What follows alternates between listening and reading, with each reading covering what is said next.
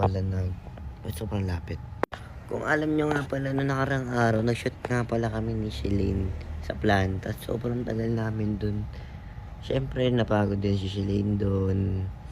Kaya naisipan ko na, bakit hindi ko i-treat ngayon si Shalane, diba? Ay, naisipan ko siyang bilan ng bagay-bagay. Kumbaga, ano yan eh. Stop toy ba? Stop toy. Diba?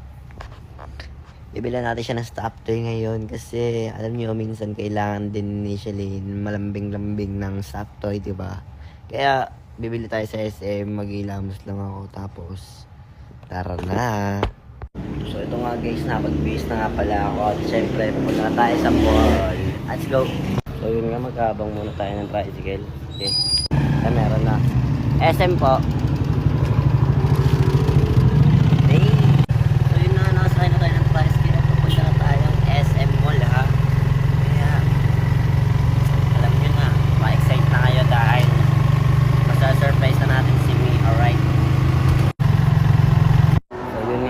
Napasok nga pala tayo ng SM. Tapos hahanapin na lang natin yung bilihan natin mga stop toy. Sige, tara. Nag-iisipan ko rin kung may mga iba pa akong bibilin dito. Pero feeling ko wala naman. Tama na gastos. Ayun, nakita ko na siya. Diyan tayo bibili guys. Parang maganda to. Naisip ko lang na parang ito na talaga yung bibilin ko sa lahat ng napili ko dito eh. Ba, dinosaur na siya, stop toy pa siya. Kaya tara, bilhin na natin. Yun nga guys, sabili na natin sa kaya. Tapos uwi na lang tayo. Piling ko may iba pa akong bibilin kaya maglilipat-lipat muna ako saglit. So yun nga, mukhang wala naman akong bibilin dito kaya uwi na ako. Tapos abot na natin agad kay me. Tapos mission complete na tayo guys. Alright. So yun nga, nakasakay na pala tayo ng tricycle. Tapos kaya papasukin na natin yung greenhouse.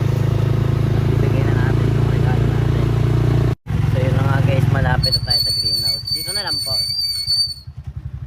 Opo. Yan, dyan sila Shalane. Sige, puntahan na natin sila. Ayan na. Tara na.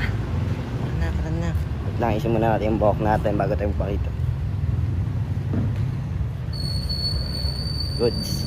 Let's go. Guys, ayan pala siya guys. Nakita ko na siya. Shalane. Bibigay ako sa'yo, Shalane. Hello? Bilis na! Shalane! Pag-type ka na lang. Oh.